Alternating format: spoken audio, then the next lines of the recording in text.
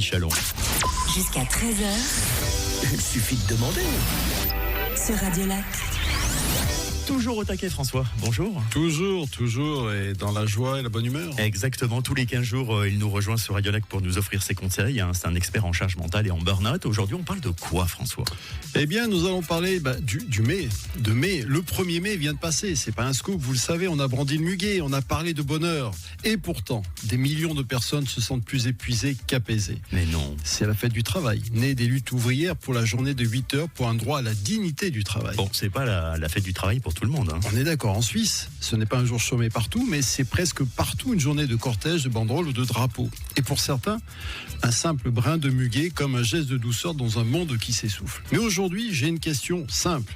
Et si on était en train de célébrer une machine qui nous broie ? Pendant des décennies, le travail était une promesse de stabilité, de reconnaissance, d'utilité. Mais peu à peu, cette promesse s'est transformée en mécanique. Une machine bien huilée, certes, qui ne s'arrête jamais. Notifications, objectifs, réunions, pression, on ne travaille plus. On alimente la machine. Le problème, c'est que cette machine ne se fatigue pas. Mais vous, oui.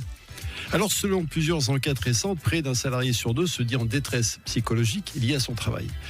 Et plus de 60% ressentent une fatigue mentale chronique. Le travail n'use plus les mains, il use l'attention, l'énergie, la clarté.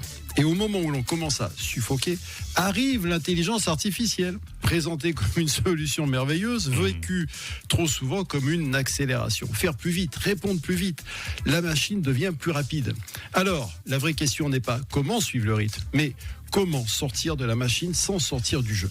Première clé, changer de métrique. Votre valeur ne se mesure pas au temps passé, mais à l'impact créé. Sinon, vous restez une pièce interchangeable.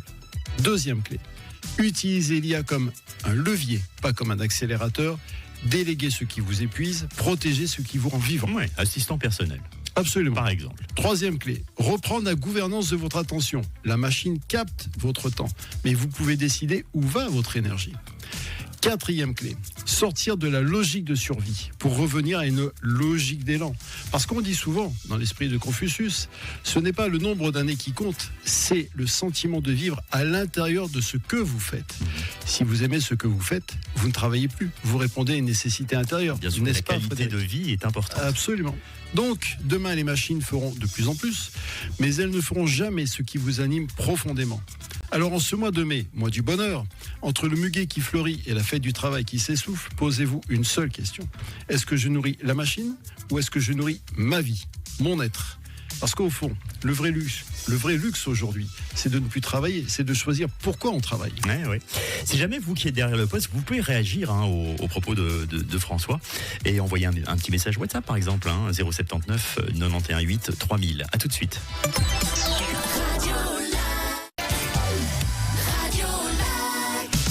François Michelon est expert en charge mentale et en burn-out. Il est avec nous durant encore quelques minutes, François.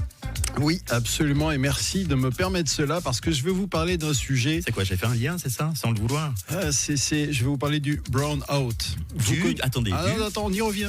Vous connaissez le burn-out, l'épuisement total. Vous connaissez le bar-out, l'ennui qui ronge. Eh bien, avez-vous déjà entendu parler du burn-out ? Ce troisième état identifié par les chercheurs en psychologie du travail est peut-être le plus insidieux des trois. Brown, c'est juste. Oui, parce qu'il est invisible. Burn-out, bar-out, brown-out, on dirait les niveaux d'un jeu vidéo dont personne ne demande à jouer.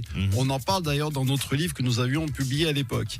Alors le burn-out, qu'est-ce que c'est ? Moi, ça me fait penser au brownie, entre guillemets. Mais le burn-out, c'est ce moment où l'on travaille, mais en mode veille.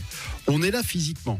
On répond aux mails, on sourit en réunion, mais l'intérieur, lui, c'est éteint. D'accord. Ni surcharge, ni ennui franc, un entre-deux gris, permanent, épuisant à sa façon, c'est une perte de sens. Voilà ce que c'est que le burn-out. Alors c'est comme une voiture qui avance encore, mais avec un moteur étouffé par la fumée. On tourne, mais on ne se sent plus vraiment vivant. Et au fond, une question revient lancinante. À quoi ça sert vraiment ? Ce que cette sensation nous dit est profond. Quand le travail ne s'inscrit plus dans notre propre histoire, on commence à se désengager de soi-même. Bien sûr. C'est humain. On baisse la gamme affective, on coupe les émotions, on vit à distance de sa propre vie. Et ça use autrement que la fatigue ordinaire. Alors, comment réparer ce moteur ? 4 petites clés. La première, la question intérieure. Plutôt que comment tenir encore 6 mois, osez vous demander, mais qu'est-ce qui, dans ce travail, me nourrit encore, même un peu. Même au plus profond du burn-out, il reste toujours une petite zone de sens, un geste, une rencontre, une étincelle capable de rallumer justement cette étincelle. La deuxième clé, la limite claire.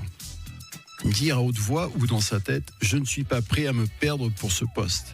Poser une limite, ce n'est pas fuir. C'est se rappeler qu'on est une personne avant d'être une fonction. Troisième clé, petit déplacement. Changer un rituel, demander une autre mission, déplacer son poste de travail dans la journée. Le burn-out aime la routine figée. Une micro-coupure peut suffire à réveiller une curiosité qui dormait. Parfois, il suffit de changer de fenêtre pour voir un autre ciel. Quatrième clé, la parole.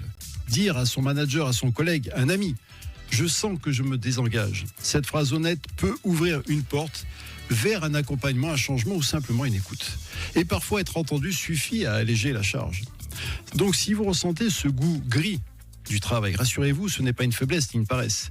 C'est votre vie intérieure qui vous demande de faire un pas en avant. Pas pour quitter le travail, non, pour le retrouver autrement. Parce que le burn-out ne vit que là où le sens se manque. Et à chaque fois qu'on se redonne du sens, même un peu, le moteur se remet à vibrer. Ouais. Vous êtes en forme, vous, aujourd'hui. Absolument. Merci. Vive le lundi avec François Michelon. Si jamais vous qui êtes derrière le poste, vous pouvez évidemment revisionner ou réécouter cette chronique sur radiolac.ch/podcast. Merci infiniment, François. Merci. À dans 15 jours.